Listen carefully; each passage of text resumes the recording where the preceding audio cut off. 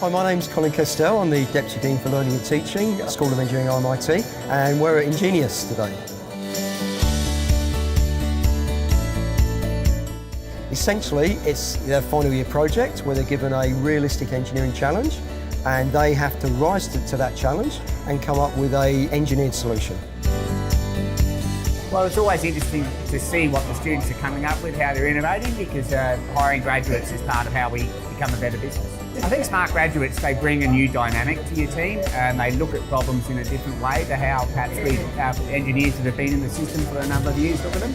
So they bring that energy, that enthusiasm, and perhaps something out of the box, which is great. It's awesome, really good, intelligent engineers, and them telling me their ideas and their pitches.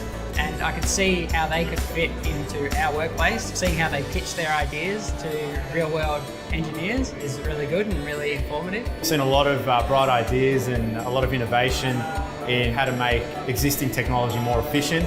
The commitment of the students, the diversity of the students, it's wonderful to see there's so many female engineers here today, so it's a terrific event, and congratulations to everyone involved. There's a lot of great opportunities to get a lot of great young talent here.